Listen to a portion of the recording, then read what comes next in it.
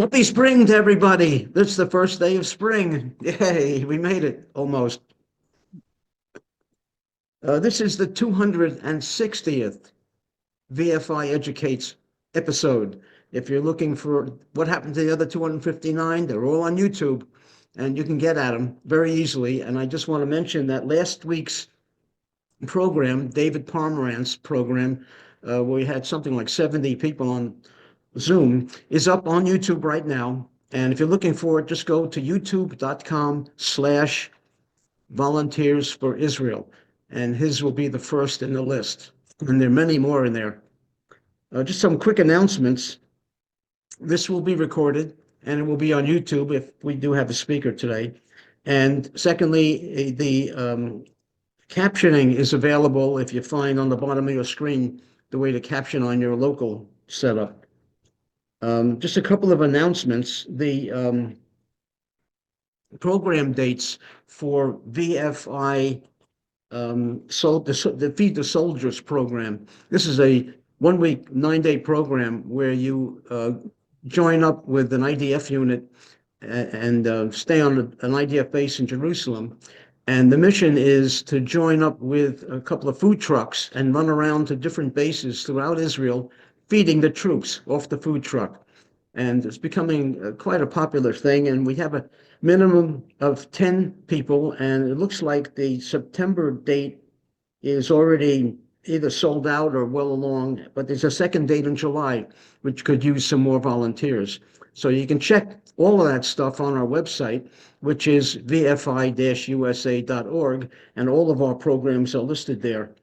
We've been asked to provide more rehab program dates going into 2026, and so we're in the process of doing that. So we're going to bring the rehab programs up until probably May 2026. We currently have them into January. Hey, maybe you can relate some of the current experience with the sirens, which are back after being quiet for a while. Well, we all knew it was going to happen because as soon as we knew that the Houthis were going to start doing it again. So that was the first one in the middle of the night. And but the rocket didn't even reach to Israel. I mean, it didn't reach anywhere. It got shot down.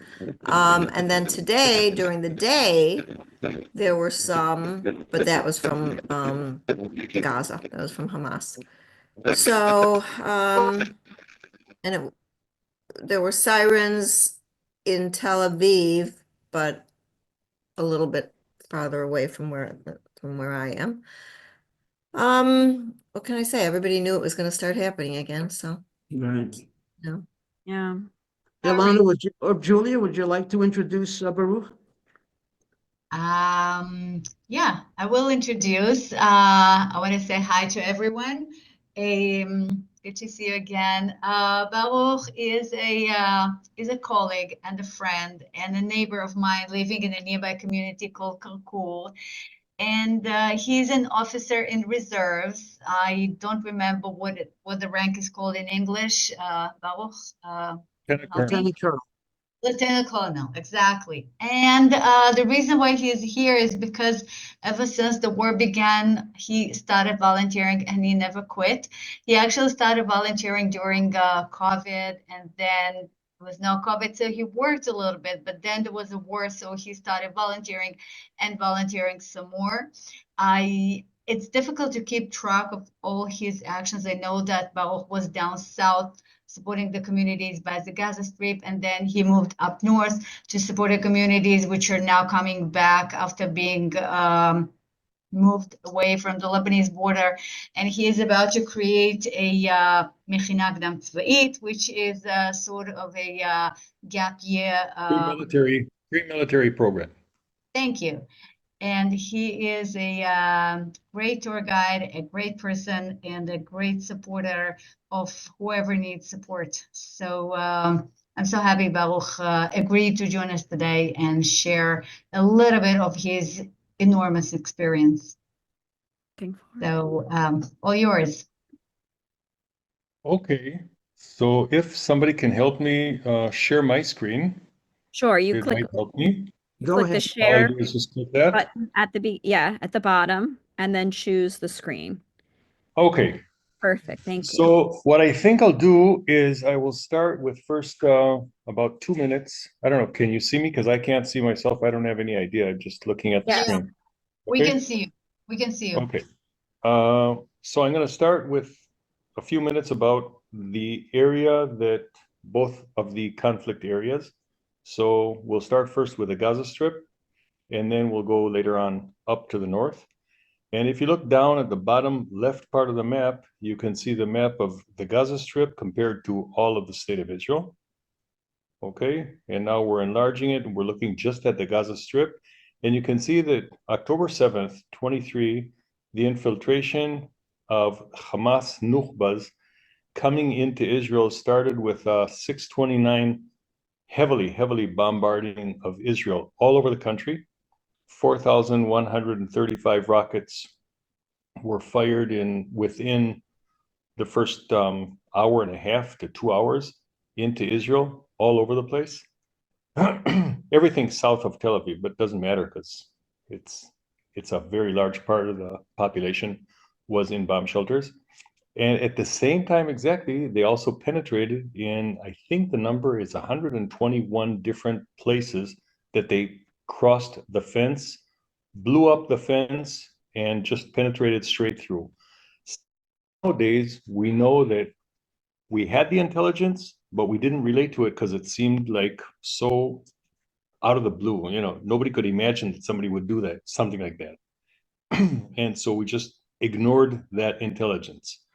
And what they did is within the first hour or so, they pretty much conquered all of these villages, kibbutzim, around the Gaza Strip, because the number of soldiers that we had on Simchat Torah, on Shabbat, Saturday morning at 6:30 was zero compared to the number of terrorists that penetrated.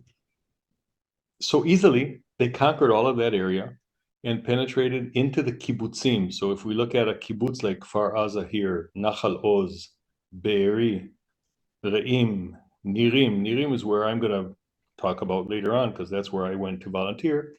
And the city of Sderot, which is a city of 30-something thousand citizens in that city, Sderot.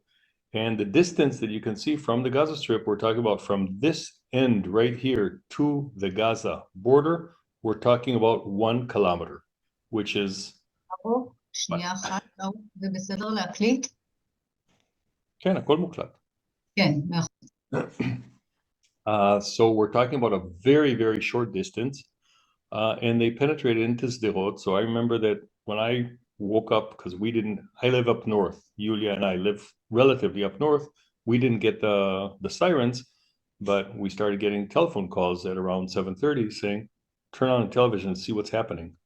And we were shocked to see that you see on television in Israeli cities, we see pickup trucks with 10 to 12 terrorists on each one of them with machine guns and all of their battle dress, you know, they're set for war.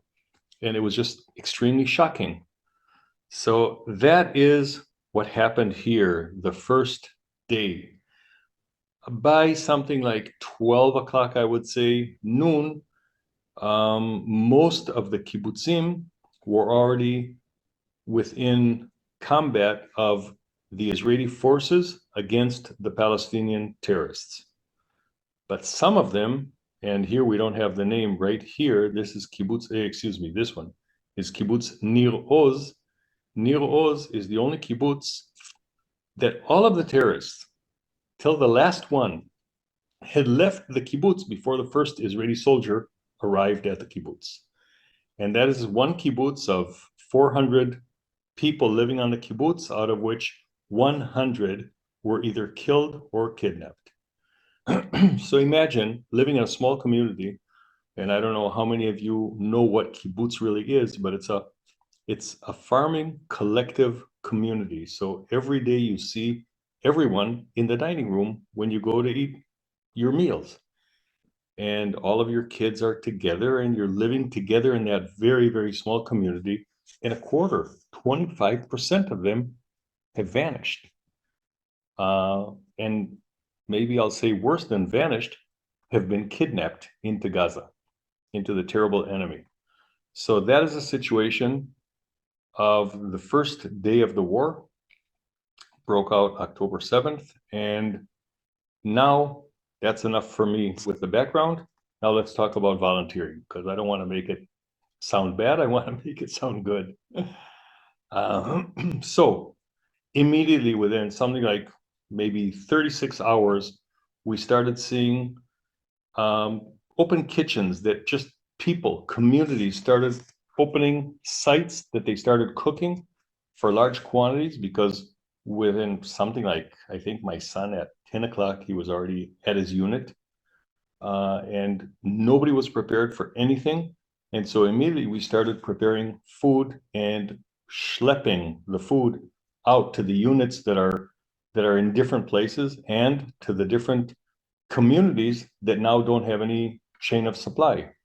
So as you can see here, this small, well, it's not a small kitchen, but this place that is not at all a kitchen, it's a warehouse that I found something like 5 days after the beginning of the war.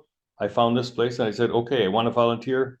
Who can I talk to? They said, just take a position, start working, no problem.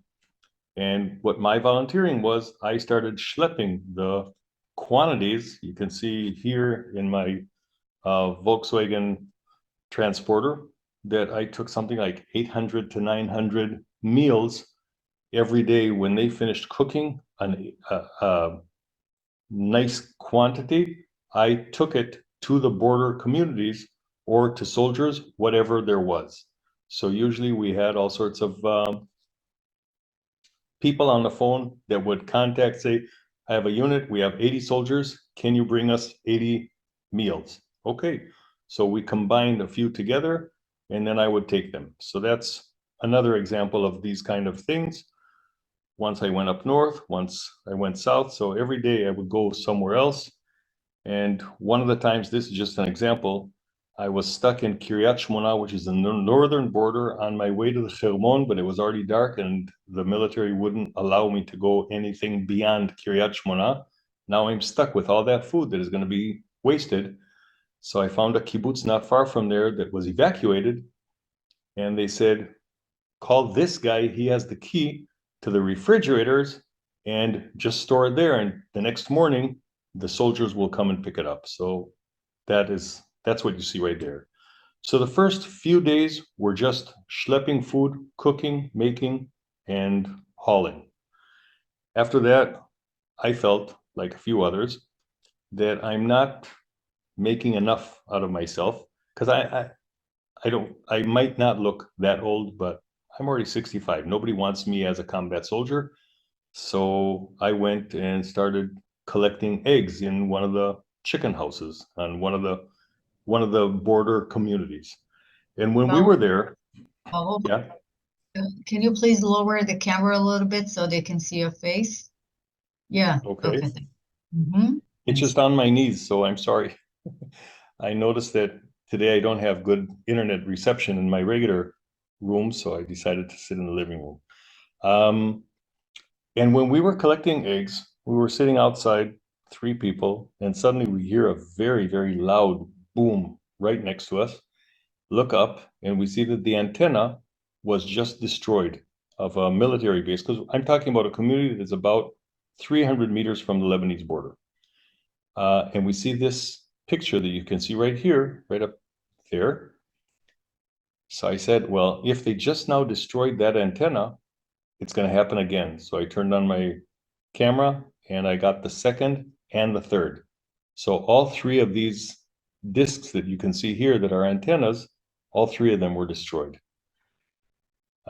within something like 50 seconds. Well, we kept on collecting eggs, because in the end, that's why we came there. We came to collect the eggs.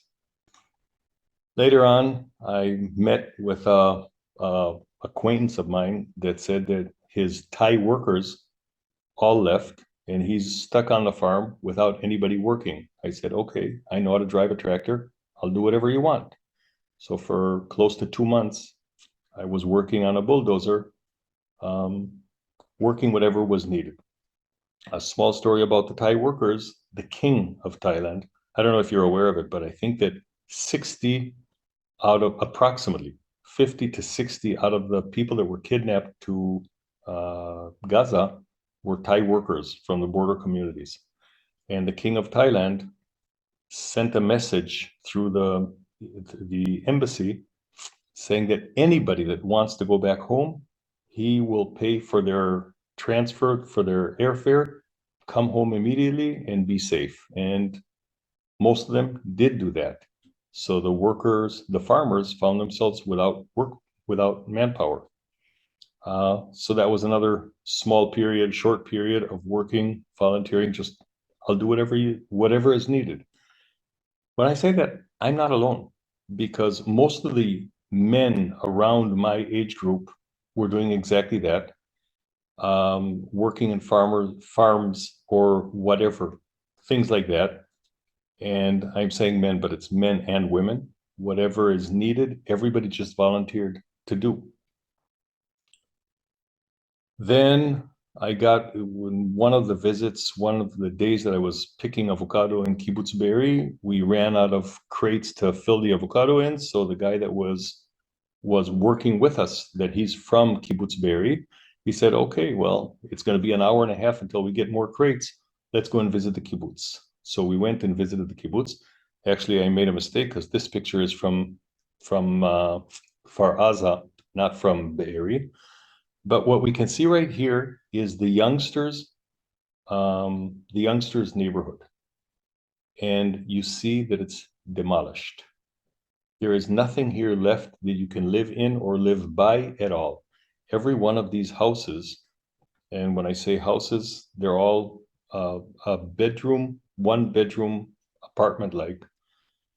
They were all burnt down and destroyed completely. The people that were living there were either killed or kidnapped. I can give you all sorts of names that you probably heard if you followed at the time the hostages.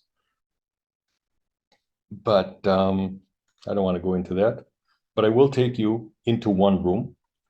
This is a room of Sivan El-Kabetz. This girl right here is Sivan El-Kabetz and her boyfriend, Naor. They live together in this apartment. And the mother, when she came here a day after and was shocked from what she saw, she said, everybody has to see what I see right here. And she decided to make kind of like a small museum out of that house. So right here on the left, you can see the front door. And these are marks of shrapnel, of things that penetrated, and all of these are bullet holes. So you can see that the chance of withstanding an attack like that is very small. And now let's go into the house. This is the inside. So you can see here the refrigerator. Now they threw a few hand grenades in here. Right here, there's a hole of a hand grenade, and you see all of the shrapnel on the roof. All of that is destruction from that hand grenade. But there were 3 hand grenades that were thrown in here before they went in and killed the 2, and they were both here in the bedroom. I don't want to be too graphic, so I'm not going any more beyond that. And then this is from Kibbutz Be'eri. And now because of the picture on the right, you can't see I don't know if you can see on this side right here, this is our host, and this is his house. The house was burnt down completely. The family got out of there without anybody damaged because all 4 of them were inside the bomb shelter, and they didn't see that there's a bomb shelter in the house because it was at the end of the corridor. So they didn't even try to penetrate. They just burnt down the house, trying to force anybody that is there to leave. Nothing left of the house except for the bomb shelter. So it's shocking being there, visiting there, those kibbutzim. So here I'm going back to, we started picking, and we picked every kind of fruit or vegetable, cherries, tomatoes. And, doing that, we're meeting so many nice, lovely people. This couple right here are Americans that came to volunteer. This woman, I don't know if you can see her because on my screen I can't see her, but she's Filipino and amazing.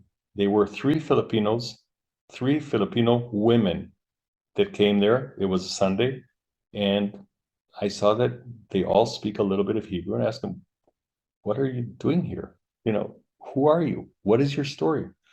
And they said that they all work with elders in Israel, and Sunday is their day off.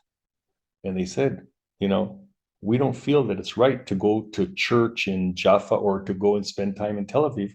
So we decided to come and volunteer picking, just like all of our neighbors, all the Israelis are doing. They decided to do exactly the same. On their day off, they went and volunteered to pick vegetables. All sorts of stories like that. So now, after a while, I felt that I'm fed up with picking vegetables. At my age, it's not that easy to pick vegetables. And then 2 days, you feel that you just can't get out of bed because it's so hard working in real farm work. And I decided to volunteer. I notified a few people that I know from different kibbutzim, give me a bed and I'll come and work on the kibbutz. Just, I have to find a place to sleep because I don't want to drive every day 2-3 hours each direction. So kibbutz Nirim, which is in the Gaza envelope, a woman said, you can live in my house because we're evacuated. So you can live in my house. And she connected me to the guy that was in charge of the rehabilitation of the kibbutz. And he said, great, you're a handyman, and I want you to be in charge of all of the volunteers that come here to work and help us out on the kibbutz. So not farming, but on the kibbutz. And I found myself every morning meeting between 2 at the minimum and about 100 at the maximum of volunteers that came. I would publish before that, what are the jobs that we're trying to do? What kind of people I'm looking for? And according to that, people would come. So when they would come, most of our work at the beginning, the first 2 weeks, I think, was cleaning out all of the public buildings. When I say cleaning out, is preparing them for the population to come back, even though we knew that they're not going to be coming back in the near future. But a lot of those sites had to be cleaned out from the blood and everything. And we didn't run a lot into blood, but we did run into a lot of damage. So we cleaned out the damage and tried to prepare them for the return of the population. This house happens to be the kitchen window of Doron and Mo. Both of them, when I say Doron and Mo, Doron is the father and Mo is the daughter. She was in 12th grade, and they were murdered from the from the kitchen window. The mother, Tess, I met her 3 times in the time that I was there because she came to take things out of the house. And she notified me before that she's going to be coming. And I said to myself, please don't come alone because I won't be able to be with you. You know, it's too hard to think that you're coming to take out of the house whatever you want. I was shocked. I took 4 women to be with her when she arrived, and they spent the day crying with her, you know, trying to take things out of the house to her new temporary home in Beersheba, where she was evacuated to Beersheba, the family, or what was left of the family. 1 daughter is left. And they packed the house because she said, I'll never live in this house again. There's no chance. But what do you take? You know, there were families that when we helped them evacuate their house, not evacuate, that's not the right word, clear the house, clean the house, to get rid of whatever. So one family said, throw everything out. I don't want anything to do with my former house because terrorists came into my house and tried to kill me there. I don't want anything from that, any remnants. but she did want things to keep. And so 4 women packed with her 2 days, 2.5 days. We packed everything that she thought that she would want. And she said, just give, donate, or throw away whatever is left, because she doesn't want to deal with anything like that. So that's another house on the kibbutz.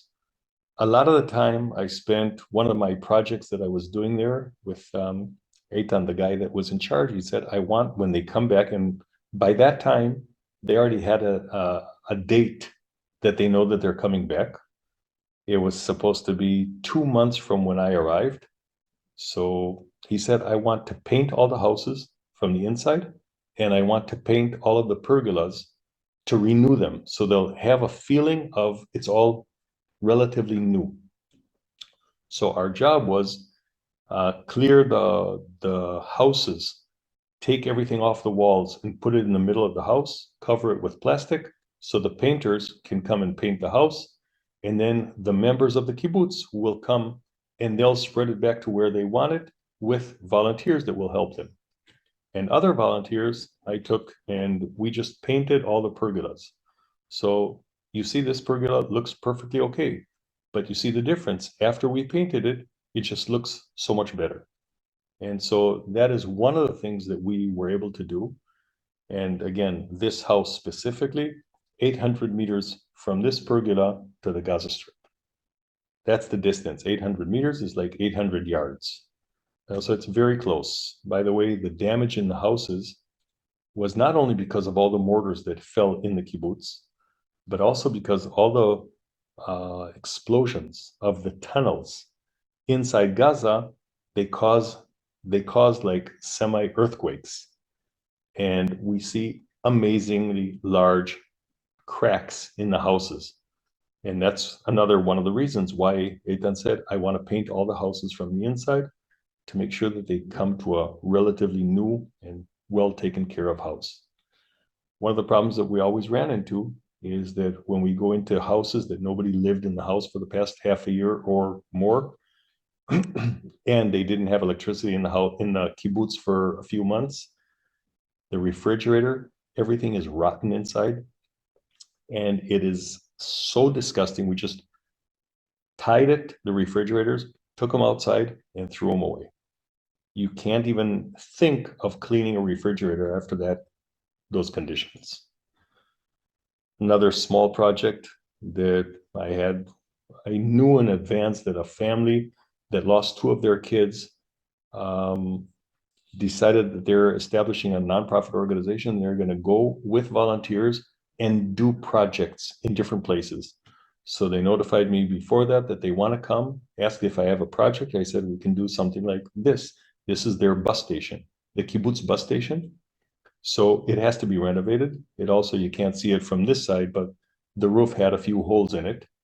And so in a day or a little bit more than that, because we had preparations the day before, so it's a day and a little bit, we had a lot of volunteers, and this project was take off the roof, clear it, paint it all. Once it's all painted, you can see that it looks much better, and then put on a new roof, and we finished it the next day. So these are projects that we were able to do because we had a lot of volunteers that are nice people, just nice people. Some of them also know how to paint or draw or whatever. It helps. One of the houses, I found this in the backyard. These are Qassam rockets. It's a storage of Qassam rockets that somebody stored in his backyard that he found around the kibbutz. And this is an example. These are streetlight poles that they just weld in the back. They weld the fins and pour in explosive, and they shoot it. So they know, the Palestinian terrorists know how to take advantage of everything they can just to make destruction. And then during that period, I was also working with a nonprofit organization called Engineers Without Borders, within borders, without borders. And what we do there is we approach the hospitals, the rehabilitation hospitals, and say that anybody that wants to have time that he's leaving the hospital to go home for the weekend or for the permanent or whatever, if you're going to your father's house that is divorced from your mother, and we know that the Ministry of Defense Ministry, they will prepare the house completely for your return, but they won't prepare every house that you want to visit. And we took responsibility and said, we will prepare the house for your needs. So we built ramps so wheelchairs can go up. We built all of these hand hold units and seats and things like that. So we would build all of these things so they can come home for the weekend from the rehabilitation or whatever it's called. This is, I'm sure you all heard about this one. This is in the Druze village on the Golan Heights, where a very, very heavy rocket fell. Golan Heights is the Lebanese border we're talking about. And a rocket hit the soccer field on Saturday around noon when it was full of kids. 12 kids were killed right here because of the rocket. This is the bomb shelter, what you see right here. This is the bomb shelter, but they didn't even have time to go into the bomb shelter because it immediately hit. The siren went out when the rocket hit. And we came there actually because that on the right side of the soccer field lived a woman that was sitting on her balcony, and she got a sharp nail in her hip. And it was 2 weeks after she had surgery on the other side of her hip. So she was very limited on climbing up to her house. So we came there and built these railings, so she would be able to go up and down the stairs. So right here, you see the woman that she doesn't look like she's injured, but this is already after she came out of the hospital, after she was fixed up, and now she can walk, but it's very hard for her to walk upstairs, downstairs, or whatever. So that's another example of things that we did. Of course, as Druze people, hospitality is very important. So we enjoyed a great meal at the end of the work. By the way, my partner here is a physician? No, physiotherapist. And until today, she's my physiotherapist. That I met her there the first time. But when she saw me trying to bend down and not succeeding, she said, "Oh boy, you're in bad shape. I have to work on you a little bit." So that's how we're getting along now. And after 2 months on the kibbutz down south, I decided enough. I want to go up north because Israel signed the ceasefire agreement with Lebanon. And it became relatively quiet. Until then, people couldn't go to the kibbutzim along the border. And I'm talking about, again, 2 kilometers from the border. So I arrived there and we started working in the kindergartens and things like that. They didn't have a lot of damage, but one of my projects that I was happy to do, they said we have this old pickup truck that one of the members, elders, I think he was, told me 79. He remembers that he would take his sons when they were just born. His sons are 50 and 52 or 54. He would take them when they were very young to the fields with this pickup truck that is nowadays in the kindergarten. And they want to bring it back to use in the kindergarten. I said, it's extremely dangerous. Look at these, kids will, they'll get cut and stuff. Okay. But that's what we're there for, volunteers. So we decided to repair it and fixed it with body fixing and then painted it. And in the end, I have to say that the pickup truck nowadays looks really nice. And you can even sit inside and enjoy driver. Although it wouldn't pass a DMV test, I think. Flat wheels and everything. So these are examples of things that we did. And again, I have to say that I had volunteers coming that worked with me down south. And when they heard that I went up to Hagoshirim, they said, "Hey, don't forget us, we're coming." And even the third kibbutz that I went to, which is Manara in the next picture, you'll see how close we are to the border. But Manara is a kibbutz right up on the border with Lebanon. When I say right up, it's up on the mountain. It even snowed there when we were there. I think it's the only kibbutz that had snow that time, this year. And it got a lot of direct hits from anti-tank missiles that hit the houses. And when you see the damage, you know, from the outside, it looks bad. But from the inside, and again, look down here. I hope you can see it. But right here, all of this village is Mes Jebel. Mes Jebel is a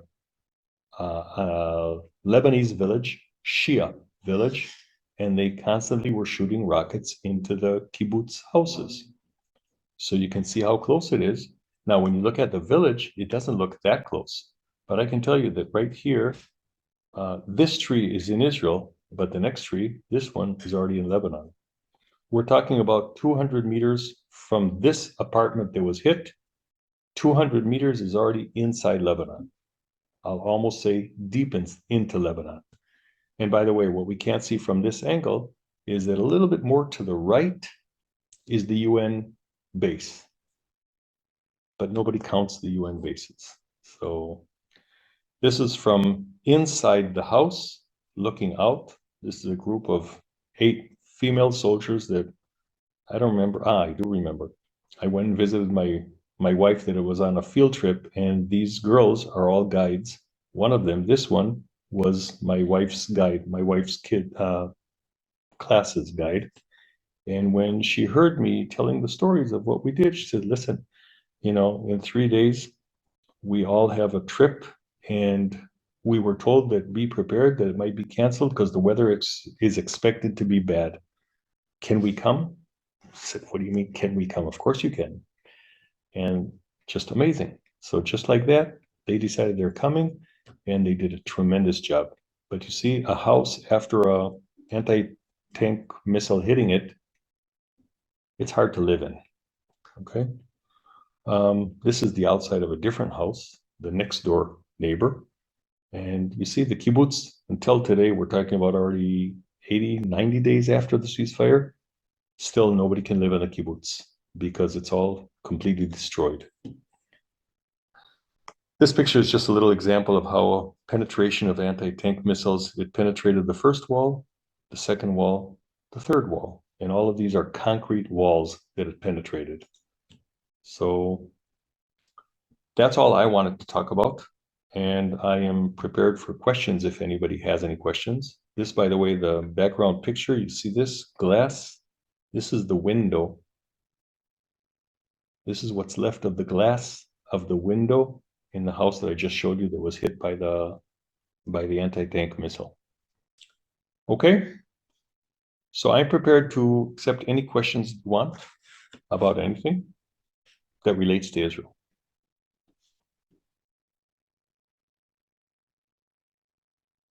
Baruch, toda rabba. Thank you very much for sharing and doing and everything. Thanks. We do have a few questions written down on chat, so we will start with those, and probably later we will have more questions. Okay. So, okay. So question number 1, David asked, have people moved back in the north? Yeah. In most of the kibbutzim, people moved back. The first kibbutz that I was in is called Hagushrim, and there about 60% of the population has moved back. The 40% that hasn't moved back is because of the schools. The kids have already started their school year in different schools, and so they felt that it's not right for them to move the kids for the 3rd time within a year and a half. So they said, we're staying there until the end of the year, school year. The last kibbutz I was in, Manara, nobody has moved back because it's not in condition that you can move into. They don't have electricity in most of the kibbutz. I only want to say that some people from Manara, the most stubborn one, at least one tour guide I know, they did move back at least part-time. So part-time they're home and part-time they're not. Yeah, it's not really possible, but some people are very, very much into it. Okay, along the road, please consider making a donation so VF5 Educates can continue to bring you speakers like Baruch. All donations for this program will go to him, which is true. Okay. Okay, see somebody Gail, wrote here about Livnot. wait. Let's do it one Ah. by one. Okay, so Gail asked, I thought there was a no man's land between Israel and Lebanon, but 200 meters from the border isn't enough for an uninhabited space. So are the houses in this kibbutz going to be destroyed and the area cleared? And thank you, Bella, for your volunteer work. Okay, so the nomad land in Lebanon, no, we don't have any nomad land. What we do have is kind of like a DMZ, demilitarized zone, but even that is not a real demilitarized zone, because what the Hezbollah do is they say, no, these big towers that we're building 25 feet from the border, they're bird watching towers, or we're doing all sorts of nature research or things like that. Yeah, we go around with our Kalashnikov because that's how we walk everywhere. And so it's not a military post, it's nature research site.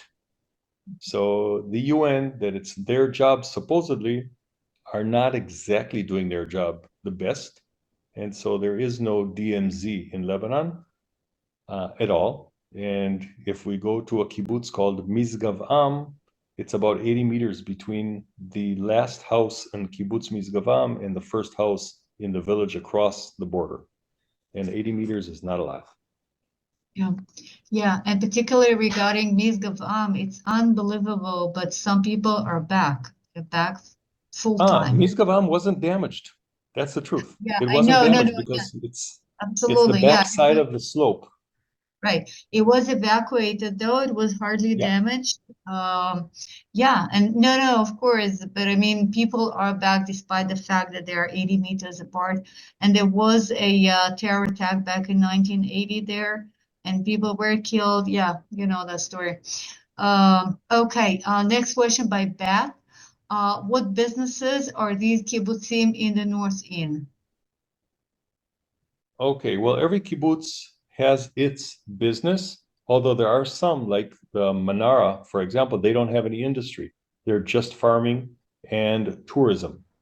So Hagoshrim, any of you that have been to Israel, have stayed up north, there's a good chance that you stayed in that kibbutz because it has a 5-star hotel or a 4.5-star hotel on the kibbutz. But outside of that, nowadays, a lot of kibbutzim kind of sold their industry to entrepreneurs and are living off the benefits of the location more than anything else. Okay, thank you. Okay, Larry wrote, I will be participating in a VFI program in May. Great, Larry. Glad to hear that. Very good. That will involve volunteering 1 week with Livnot in the southern kibbutzim. Do you have any idea what kind of rebuilding tasks might be going on now?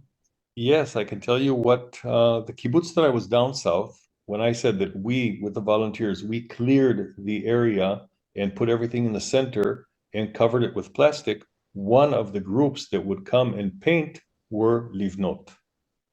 Okay, so Livnot came to paint. They came to paint and they supposedly also cleaned after them. I have to say that it looked a little bit like they were working a lot with volunteers. So I was for a year a professional painter in Alaska. I would not pass the reception, whatever it's called. Forgot the word. They wouldn't pass me if I was the guy in charge, but I wasn't. Yeah. But yeah, Well, that's one of the things that they do is they paint more than build. Okay, even though Yeah. livnot in Hebrew means build. Well, I would like to share, things change on a daily and hourly basis. At the moment, Livnot work part-time in the south and part-time in the north. And right now we have a group of VFI volunteers working with Livnot. Actually, today it was their last day. And I have a few photos, which I hope you will be able. Can you see this? Okay. This is one volunteer. And as you can see, she is painting. But now we have another volunteer who is schlepping. Okay, you can see him, and he's no youngster This is at all. Irv. Exactly, this is Irv. You can see him again working very hard, schlepping some, I don't know, some floor carpet or something. And this is Debbie, and she's can you see this? Oh, that's Okay, she serious has a schlepping. wheelbarrow. Yeah. Okay, so whatever you saw now, that happened yesterday up north. So they're staying overnight in Tzfat in a very nice accommodation, and they're working in different kibbutzim. So yeah, to answer partly your question. Okay, wonderful. Pamela Road. No, it's We from have it's from Seth. It's from Seth. I just put Oh. it there. It's from me, but it's from Seth. Seth, I Okay. put your question on there because it was a good question. Oh, all right, of course. So Seth asked, would have made any difference if the people in the villages were armed? Any weapons, any resistance at all? Baruch? No, it wouldn't make, well, in some villages, it would make a difference because generally speaking, when we talk about the kibbutzim, the villages along the borders, then we do have a small unit that is civil unit, members of the kibbutz that have weapons. But when we talk about like Kfar Aza, they didn't have the guns in their houses. They were all in the gun room, in the storage in the kibbutz. And the orders are, you run to the gun room, you take out a gun or your gun, and then you go and defend. But the Palestinian terrorists were there, ambushing them before they arrived there. Because the other order that all of us have is that when you have the red alert, when you have the siren going off saying that there's bombing, there's a bombarding now, then you don't leave the house, you stay in the safe room. And only when it stops for a few seconds, then you can go run and try to get your gun. But when they ran there, that's when they were ambushed by the terrorists. Most of the kibbutzim did have their weapons with them, and they went out and defended their community. But when we're talking about like 6 to 10 people with weapons trying to fight against 100 to 300 that penetrated with weapons and RPGs, anti-tank rockets and stuff like that, it's not exactly fair fight. Yeah. We have a question, Geoffrey. Hi, Geoffrey. Can a foreign volunteer contact you directly in order to work with you and under you, or does he need to go through a middleman agency that does the connection and administrative and logistical arrangements? Yes, you should go through a middleman that makes the logistics and all of that, both for insurance reasons and others. I was at the time, I quit now because I'm doing something else already. But at the time, I was in charge of the volunteers that come to the kibbutz that I was in. But there are organized or organizations that they bring the volunteers to the different places. Okay, thank you. Another question Gail asked, does Israel have any apparatus to intercept the anti-tank shelling on the Lebanese border? Yes and no. The yes is military has the anti-tank interception. We're the only ones in the world, by the way, that have that, but it's on tanks. But for a community, nobody would ever put something like that in the community because we're not expected to be fired at as a community. So the kibbutzim don't have, the cities don't have Nobody has them, but tanks in Israel do have it. All right. Okay, Nazi asked, do volunteers get any instructions or training, or do people just show up and taking on tasks? Okay, so volunteers don't get training, but they do have instructions as to what to do, what not to do.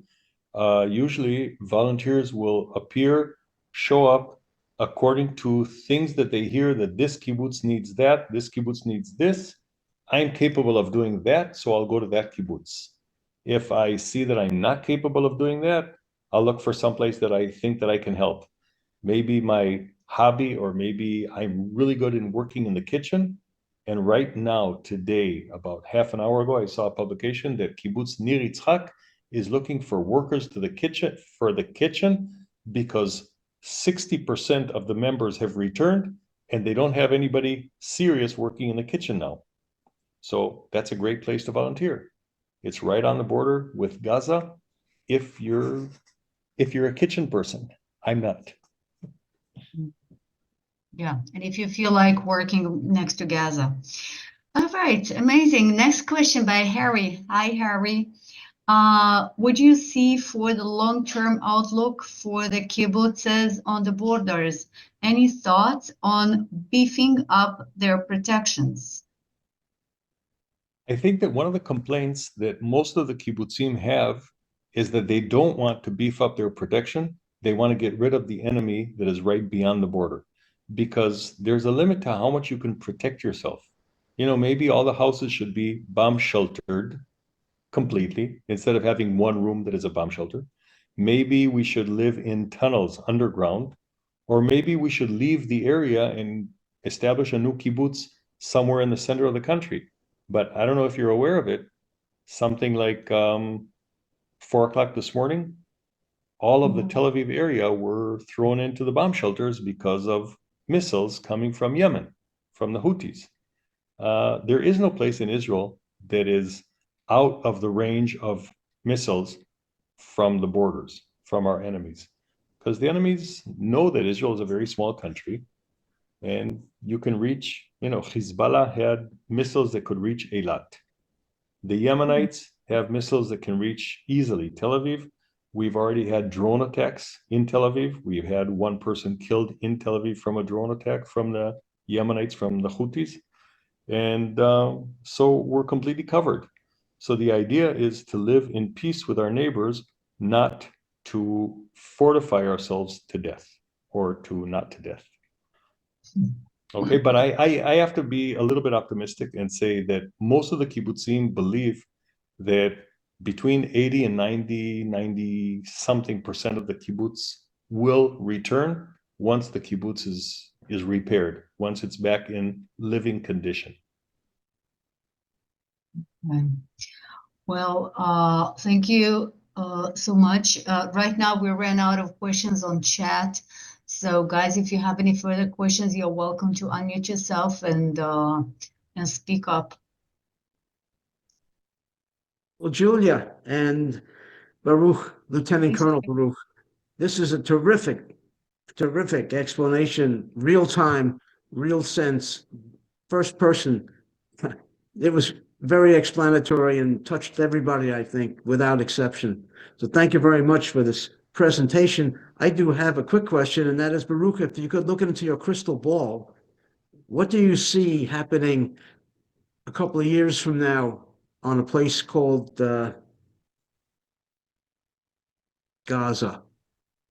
I would say it's easier if you ask me what's going to happen on Mars than what's going to happen in Gaza. My crystal ball just is aimed at Mars, not at Gaza. I don't know. I don't know what'll happen with Gaza. I would say that I'm a peacenik. I still believe in peace, but it's very, very hard. I think that the majority of the population in Israel has turned way against the Gaza population. After what happened, we don't believe in, in general, we don't believe in peace with Gaza. Some other solution will have to take place. Right, right. Yep, it's a tough one. And I think what most people don't realize is that the average age in Gaza is 18 years old. And something like 40% of the That's looking up, because the average age, I think, is younger than 18.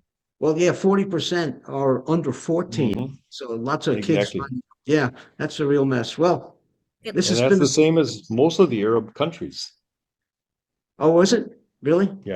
That young? Mhm. Compare that to America, where the average age, the median age is something like 39. What a difference. Wow. Look at France. Yeah, right. It looks like Catherine might have a question. Catherine, if you're Uh, there. yeah, thank you so much. Thank you for coming, and thank you for everything. I wanted to ask, Vivian and I went to school together at Hebrew U, Vivian Silver, and yesterday I received an email the day before.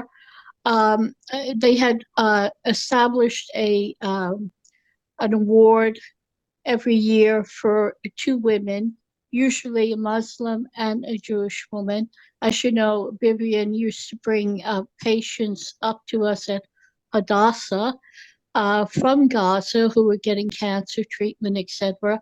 And she always worked in groups that try to bring peace about. And I wonder, has all that ceased with the new attitude towards, as you said, the Ghazian people?